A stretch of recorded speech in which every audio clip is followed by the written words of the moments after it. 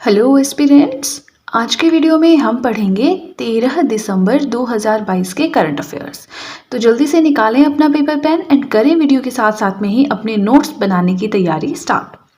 आज की first news है Kerala seed farm declared as the first carbon neutral farm in India. India का पहला कार्बन न्यूट्रल फार्म कौन से सीड फार्म को डिक्लेयर किया गया है? केरला सीड फार्म को। कहाँ पे लोकेटेड है ये? एलुवा में लोकेटेड है, केरला में। और ये डिक्लेरेशन किसने की है? केरला के जो सीएम हैं, चीफ मिनिस्टर हैं, मुख्यमंत्री हैं, पिनाराई विजयन, उन्होंने ये डिक्लेयर किया है। याद रखना है, केरला सीड फार्म बना है इंडिया का पहला कार्बन न्यूट्रल फार्म, राइट। चलिए अब चलते हैं आज के सेकंड न्यूज़ की तरफ। 34 किंग्स कप रेगेटा 2022, ये जो आप कह सकते हैं इवेंट है, कहाँ पे ऑर्गेनाइज हुआ है? फुकेट, थाईलैंड में ऑर्गेनाइज हुआ है। तो अब हम इसको न्यूज़ में क्यों पढ़ रहे हैं, हम इसको यहाँ पे क्यों पढ़ रहे हैं? क्योंकि यहाँ पे गोल्ड मेडल जीता है इंडियन सेलर आनंदी ने। अब जी हमने पढ़ा था इससे पहले भी एक न्यूज़ रेगेटा कप से रिलेटेड, तो ये बोट रेसिंग होती है एक्चुअल में, ठीक है। तो हमें याद रखना है 34th Kings Cup regatta 2022 Phuket India Thailand में हुआ है और गोल्ड मेडल जीता है इंडियन सेलर आनंदी ने, ठीक है। अब चलिए आगे चलते हैं और आज की थर्ड न्यूज़ पढ़ते हैं। कोप 15 कह लीजिए कॉन्फ्रेंस ऑफ पार्टीज 15 की शॉर्ट फॉर्म है। तो ये कहाँ पे हुई थी? मॉन्ट्रियल, कनाडा में हुई थी। नाउ इसे UN convention on biological diversity के नाम से भी जाना जाता है। इसको कोप 15 और UN convention on biological diversity दोनों सेम चीज़ें हैं, तो आपने याद रखना है, ठीक है। अब देखिए एक्चुअल में ये चाइना में होना था कंडक्ट या ऑर्गेनाइज कह लीजिए, बट फिर कोरोना आ गया तो उसके बाद ये वहाँ पे नहीं हो पाया ऑर्गेनाइज। ये मॉन्ट्रियल कनाडा में हुआ, बट इसकी होस्ट कंट्री अभी भी चाइना ही थी। ये एक्चुअल में ऑर्गेनाइज तो इस लोकेशन पे हुआ है, लेकिन जो भी काम धाम था, जो भी था, वो चाइना ने ही सब कुछ किया है ऑर्गेनाइज, राइट। चलिए आज का फोर्थ न्यूज़ पढ़ते हैं। तो बहुत ज़्यादा ज़रूरी न्यूज़ है ये। अभी आपने सुना होगा रिसेंटली इलेक्शंस हुए हैं, ठीक है। स्टेट इलेक्शंस हुए हैं हिमाचल प्रदेश में, गुजरात में। तो हिमाचल में अब न्यू सीएम बने हैं, 15th नंबर के सीएम बने हैं, चीफ मिनिस्टर बने हैं, मुख्यमंत्री बने हैं। तो कौन बने हैं? सुखविंदर सिंह सुक्खू बने हैं। इससे पहले कौन थे? जयराम ठाकुर थे। नाउ अब जो ये सुखविंदर सिंह सुक्खू हैं, ये बाय प्रोफेशन क्या है? He is an lawyer by profession, right. और ये कहाँ से बिलोंग करते हैं? From Sera village, Nadaun tehsil, Hamirpur district. In short याद रखना है 15th सीएम बने हैं हिमाचल प्रदेश के सुखविंदर सिंह सुक्खू। इससे पहले जयराम ठाकुर थे, ये लॉयर हैं बाय प्रोफेशन और हमीरपुर डिस्ट्रिक्ट से बिलोंग करते हैं, राइट। चलिए अब चलते हैं आज के 5th पॉइंट की तरफ। G20 development ministers meet. G20 क्या है? ग्रुप ऑफ 20 है। इसमें टोटल 20 कंट्रीज आती हैं, बट एक्चुअल में 19 कंट्रीज हैं। और जो 20th चीज़ है वो है एक organization, European union. European union क्या है? यूरोप की जो कंट्रीज हैं उनका अपना ऑर्गेनाइजेशन है। अब देखिए G20 के बारे में हम 3-4 बार अभी तक पढ़ चुके हैं, इसलिए मैंने इस चीज़ को यहाँ पे इनकॉर्पोरेट नहीं किया है, अदरवाइज हमारा वीडियो और भी लंबा हो जाता। तो जो चीज़ हमने एक बार पढ़ ली उसको दूसरी बार क्यों यहाँ पे इनकॉर्पोरेट करना है ना। चलिए G20 development ministers meeting will be hosted by, कहाँ पे होगी? क्वेश्चन आ सकता है। तो ये वाराणसी में होगी, यूपी में। अब ये G20 के डेवलपमेंट मिनिस्टर्स की मीटिंग है, तो G20 की शेपा मीटिंग वो भी तो इंडिया में हुई है। कहाँ हुई? ये हो चुकी है उदयपुर, राजस्थान में। अब आप एक चीज़ नोटिस कर रहे हैं यहाँ पे कि G20 इंटरनेशनल लेवल की ऑर्गेनाइजेशन है, फिर ये सारी मीटिंग्स इंडिया में ही क्यों कंडक्ट करवा रहा है? कहीं और कंडक्ट करवा ले, ठीक है। तो रीजन ये है that India has assumed the presidency of G20 on December 1st। India क्या है? प्रेसिडेंट बना है। इसको इंडिया को चेयरमैनशिप मिली है G20 की 1 दिसंबर से। तो 1 दिसंबर से G20 का प्रेसिडेंट कौन सी कंट्री है? इंडिया। इसलिए अब जितनी भी मीटिंग्स होंगी, जो भी टाइम पीरियड है इसका, वो कहाँ पे होंगी? इंडिया में ही होंगी, राइट। अब आगे चलते हैं, आज का 6th पॉइंट पढ़ते हैं। First women president of Indian Olympic association. ये बहुत ज़रूरी होते हैं।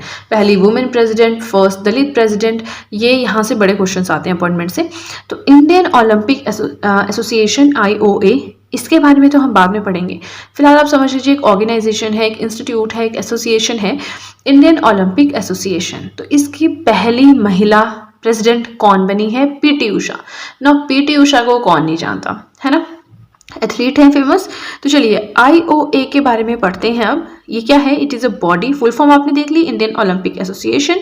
ये है एक बॉडी, रिस्पॉन्सिबल, बॉडी समझते हैं, मतलब एक इंस्टीट्यूट टाइप, एक organisation type, which is responsible for selecting athletes to represent India at Olympic games, Asian games and blah blah blah. मतलब जो भी इंटरनेशनल लेवल पे बड़ी बड़ी गेम्स होंगी जहाँ पे हमारे एथलीट्स इंडिया से बाहर जाएंगे, इंडिया को रिप्रेजेंट करेंगे, तो उसके लिए ये प्राइम ऑर्गेनाइजेशन है, ये सिलेक्ट करेगी कि कौन कौन बाहर जाएगा। ओलंपिक गेम्स हो गई आपकी, एशियन गेम्स हो गई आपकी, उन सब के लिए ये सिलेक्ट करता है। और भी जो इंटरनेशनल लेवल की गेम्स हैं जहाँ पे इंडिया को रिप्रेजेंट करना है एथलीट्स ने, वहाँ पे ये डिसाइड करता है कि कौन बाहर जाएगा। Now Indian Olympic association obviously India national level की ऑर्गेनाइजेशन है। Now it was formed in which year? 1927 में ये बना था। हेडक्वार्टर है इसका न्यू दिल्ली में and it plays with the name of team India. जब यहाँ के जो पर्सन्स हैं, जो सिलेक्टेड पर्सन्स हैं, वो बाहर जाते हैं तो वो प्ले करते हैं एज टीम इंडिया इस नाम से, ठीक है। अब ये जो है इंडियन कॉमनवेल्थ एसोसिएशन की फॉर्म भी लेती है। तो कॉमनवेल्थ गेम्स जो होंगी वहाँ पे जो लोग जाएंगे उनको भी सिलेक्ट करने का काम, उनके सिलेक्शन का काम भी इन्हीं का है, ठीक है। बट उस टाइम पे ये रूप ले लेती है इंडियन कॉमनवेल्थ एसोसिएशन का, ठीक है। चलिए इसी के साथ हमारा फर्स्ट पेज हो गया कंप्लीट। मुझे कमेंट सेक्शन में ज़रूर बताएं आपको वीडियो कैसी लगी एंड आप नोट्स बना रहे हैं या नहीं बना रहे हैं। तो चलिए ज़्यादा टाइम ना वेस्ट करते हुए अब चलते हैं नेक्स्ट पेज की तरफ। आज का 7th पॉइंट है सुलोचना चवन। ये एक रिसेंटली पास्ट हुई, रिसेंटली PAR आपको पता होगा, मैं शॉर्ट में लिखती हूँ। तो रिसेंटली डेथ हुई है सुलोचना चवन की। कौन थी ये? She was a veteran singer, बहुत ही वेटरन आप समझते हैं, एक्सपीरियंस्ड गायिका थी। और किस तरह के सॉन्ग्स गाती थी? ये सिंगर थी in traditional Maharashtrian musical genre, जो महाराष्ट्रियन सॉन्ग्स होते हैं उनको ये गाया करती थी। और इन्हें लता मंगेशकर अवार्ड 2010 में मिल चुका है। तो इनकी रिसेंटली डेथ हुई है। सिंगर है, महाराष्ट्रियन म्यूजिकल जॉनर के सॉन्ग्स गाती थी, सुलोचना चवन। याद रखना है, यहाँ से क्वेश्चन बनता है, राइट। चलिए अब चलते हैं आज के 8th पॉइंट की तरफ, यूनिसेफ डे। यूनिसेफ क्या है वो हम बाद में पढ़ेंगे। फिलहाल आप ये समझे कि यूनिसेफ डे कब मनाया जाता है? तो 11 दिसंबर को मनाया जाता है। थीम क्या रहा इस दिन का? All girls deserve better, the world deserves better. याद रखना है, all girls deserve better, the world deserves better. Themes बहुत ज़्यादा इंपॉर्टेंट होते हैं। अब चलिए आगे चलते हैं और यूनिसेफ के बारे में भी पढ़ लेते हैं कि क्या है। यूनिसेफ की सबसे पहले फुल फॉर्म पढ़ेंगे, the UN international children's emergency fund, यानी कि यूनाइटेड नेशन की एक एजेंसी है, इंटरनेशनल लेवल की एजेंसी है, जो कोई भी चिल्ड्रन अगर किसी इमरजेंसी में फंसते हैं तो उनको फंड्स प्रोवाइड करवाना, उनकी हेल्थ केयर फैसिलिटीज, न्यूट्रिशन, इन सब चीज़ों का ध्यान रखना, किसका काम है? यूनिसेफ का। Now this body is responsible for providing humanitarian and development aid to children world wide. बच्चों पे ये खासा फोकस रखती है। बच्चों को किसी भी तरह की ज़रूरत है आर्थिक रूप से या फाइनेंशियल किसी भी फॉर्म में, तो उनको ये एड प्रोवाइड करवाती है। नाउ यूनिसेफ जो है फुल फॉर्म हमने देख ली, तो united nations international children's emergency fund. Now its headquarter is situated in New York and it has been formed in the year 1946, 11 December, right. अब थोड़े से एक इंपॉर्टेंट बात है जो यहाँ पे पढ़ने वाली है। ये बनी थी 1946 में, ठीक है। क्यों? It was formed after world war 2, जो विश्व युद्ध हुआ था दूसरा, उसके बाद ये बनी थी, to improve the general welfare of children devastated during the world war. द्वितीय विश्व युद्ध के बाद जो भी बच्चों की हालत थी, बच्चों मतलब वो सड़क पे ऐसे रह रहे थे, अच्छा खाने को नहीं था, किताबें तो आप छोड़िए, एजुकेशन तो आप छोड़िए, उनको खाने को नहीं था, न्यूट्रिशन फैसिलिटीज़ अच्छी नहीं मिल रही थी, हेल्थ केयर फैसिलिटीज़ अच्छी नहीं मिल रही थी। तो उन सब चीज़ों को ध्यान में रखने के लिए, बच्चों को सहायता, हेल्थ केयर फैसिलिटीज, सारी चीज़ें प्रोवाइड करवाने के लिए ये ऑर्गेनाइजेशन बनी थी, बच्चों की जनरल वेलफेयर के लिए, ठीक है।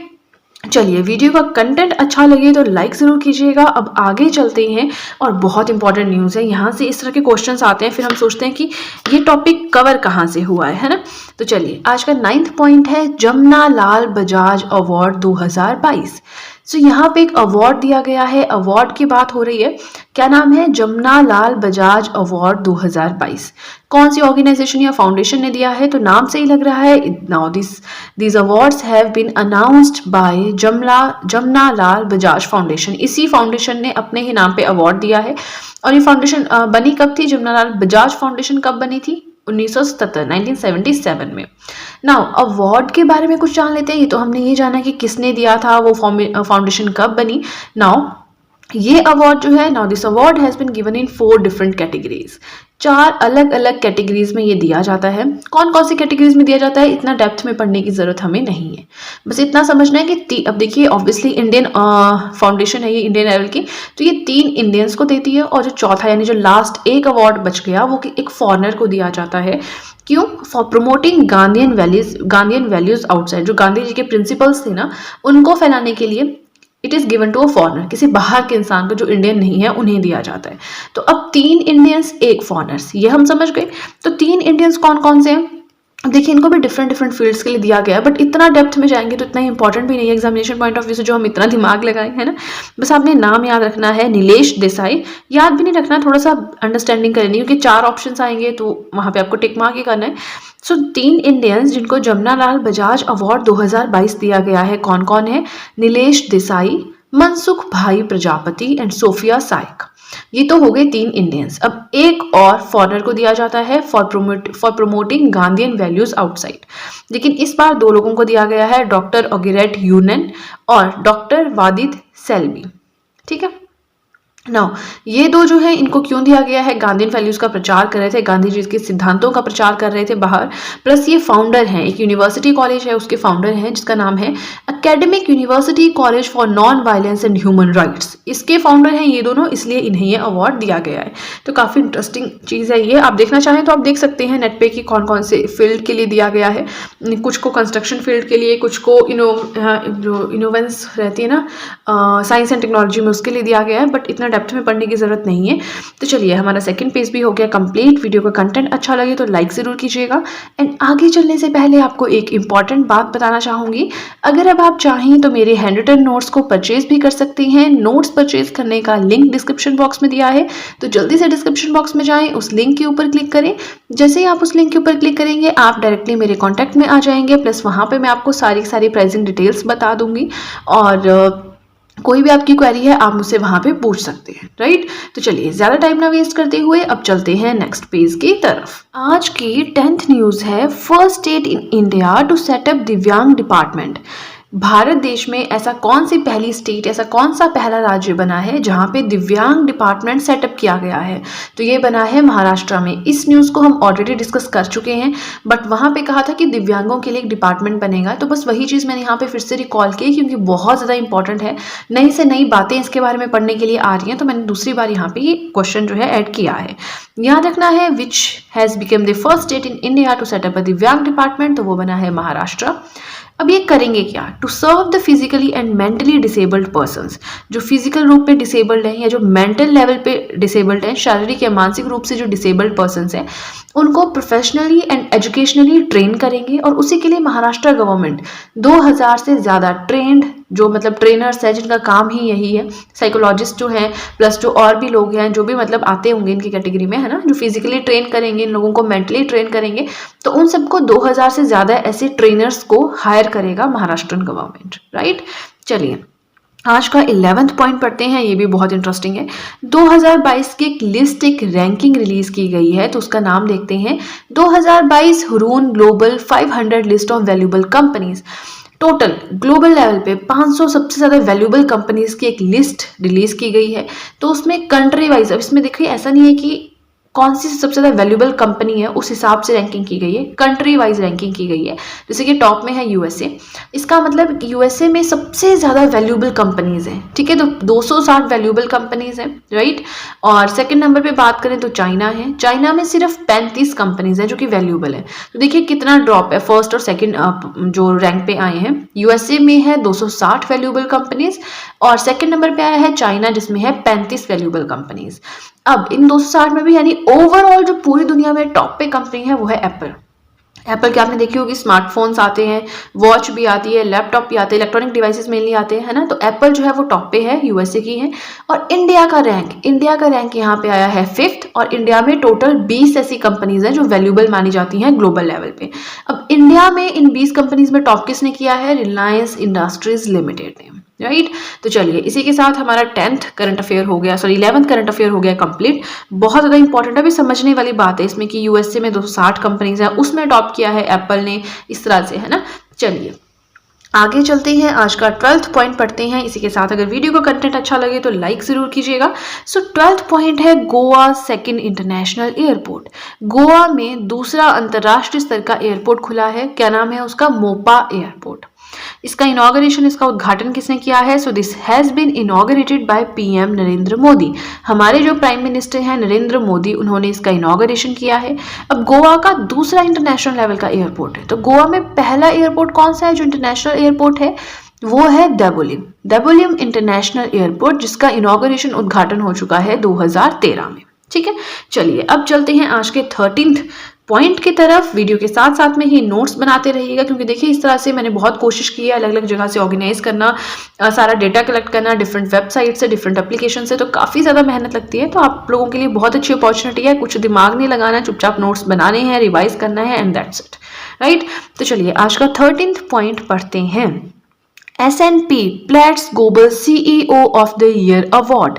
ये एक अवार्ड है जिसकी बात यहाँ पे की जा रही है। S&P plates global CEO of the year award किसे दिया गया है? गुरदीप सिंह को दिया गया है। किसके CEO हैं ये? CEO of NTPC। ठीक है, now S&P plates global CEO of the year award. अब इस अवार्ड के बारे में कुछ इंपॉर्टेंट बातें हैं जानने वाली, तो वो जानते हैं। Given at 24th annual plates global energy awards. यहाँ पे देखिए, ये जैसे फिल्म फेयर अवार्ड्स होते हैं ना, वहाँ पे बेस्ट एक्टर, बेस्ट एक्ट्रेस, इस तरह से अवार्ड्स दिए जाते हैं। तो वैसे ही ये एक फिल्म फेयर, समझ लीजिए फिल्म फेयर अवार्ड हुआ है जहाँ पे ये वाला अवार्ड दिया गया है। ठीक है, अब इन अवार्ड्स को और क्या कहा जाता है? Oscars of the energy industry. जो एनर्जी इंडस्ट्री है उससे रिलेटेड अवार्ड्स। फिल्म फेयर क्या है? एक्टिंग से रिलेटेड है, सिनेमा से रिलेटेड है, वैसे ही ऑस्कर्स माने जाते हैं एनर्जी इंडस्ट्री के ये अवार्ड्स। ठीक है, और ये जो अवार्ड्स हैं ये हेल्ड हुए थे न्यूयॉर्क USA में। सो आई होप आपको समझ में आ रहा है मैं क्या समझाने की कोशिश कर रही हूँ। तो ठीक है, थोड़ा सा अपना दिमाग लगाएं, और ये बहुत इजी चीज़ें हैं। ऐसे कभी कभी लगता है कोई पॉइंट समझ नहीं आ रहा, जैसे यहाँ पे प्लेट्स, S&P ग्लोबल CEO, अरे लगता है ये क्या है, बट कुछ भी नहीं है, एक अवार्ड का नाम है। जैसे बेस्ट एक्टर, बेस्ट एक्ट्रेस हमारे लिए कॉमन है, फॉरनर्स के लिए ये वर्ड्स कॉमन है। ठीक है, चलिए वीडियो का कंटेंट अच्छा लगे तो लाइक जरूर कीजिएगा। अब चलते हैं आज के 14th पॉइंट की तरफ। India's longest express way. India का सबसे लंबा एक्सप्रेस वे बनने जा रहा है। ठीक है, ऑल्सो कॉल्ड एज, इसे और क्या कहा जाता है? Mumbai Nagpur express way. ठीक है, इसका इनॉग्रेशन किसने किया है? So this has been inaugurated by prime minister Narendra Modi. हमारे प्राइम मिनिस्टर, हमारे प्रधानमंत्री जो है नरेंद्र मोदी जी, उन्होंने इसका इनॉग्रेशन किया है। अब इसका भी फेज 1 इनॉग्रेट हुआ है अभी, जो कि 520 किलोमीटर लेंथ का है। टोटल की 701 किलोमीटर लेंथ है इसकी, लेकिन 520 किलोमीटर का आता है फेज 1 के अंडर। तो उसका इनॉग्रेशन प्राइम मिनिस्टर ने कर दिया है। क्या है? इंडिया का longest express way, Mumbai Nagpur express वे। अब इसका जरा असली नाम जान लेते हैं। ठीक है, वैसे तो इसे मुंबई नागपुर एक्सप्रेसवे ही कहेंगे, इंडिया का लॉन्गेस्ट एक्सप्रेसवे कहेंगे, बट इसका एक्चुअल नाम देखते हैं क्या रखा गया है। द हिंदू हृदय सम्राट बाला साहब ठाकरे महाराष्ट्र समृद्धि महामार्ग।